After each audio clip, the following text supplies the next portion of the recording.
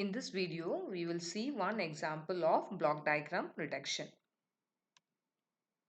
This is the given block diagram. You can see that there are some subsystems like G1, G4, G2 and G3. There is a feedback here with H1 and another feedback with H2. This is a negative feedback and this is a positive feedback. The output is given the name C of S and the input is given the name R of S. This is actually Laplace transformation of the input R of t, and this is Laplace transformation of the response. So that's why it is written as C of S. Actually, all the subsystems here are G1 of S, G4 of S, G2 of S and G3 of S. For convenience, we have avoided writing of S here. So coming to reduction, you can see that these two blocks are in cascade. These two blocks are in cascade. And here you can see that from a single point the output goes to G2 as well as G3 and the outputs get added here. So which means that these two blocks are in parallel to each other. So if you reduce this block, it becomes G2 plus G3. After doing these two steps, you get a reduced block diagram, which you will see now.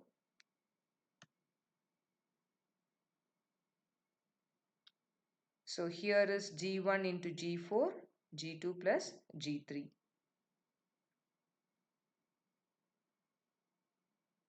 Now you can see that there is a feedback here. There is a positive feedback here. So reducing a feedback, we have seen in the previous video how to reduce a feedback loop. That is, in the front phase if you have G of S and in the feedback if you have H of S. And if it is a negative feedback, then it reduces to G of S divided by 1 plus G of S into H of S. Here you have in the front phase G1 into G4 and in the feedback you have H1 and there is a positive feedback. So if you reduce this, this becomes G1 into G4 divided by 1 minus H1 into G1 into G4. Since it is a positive feedback, in the denominator you get a negative sign. So this is the second reduction.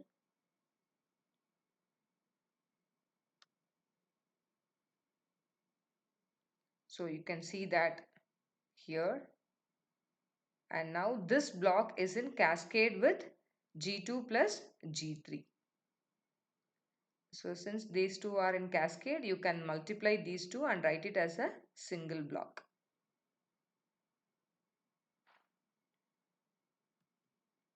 So after doing this reduction, the block diagram reduces to a diagram like this. Here you can see that there is a block, and for that block there is a feedback from output to input, which is a negative feedback. So this entire block reduces to a single block by using the feedback reduction rule.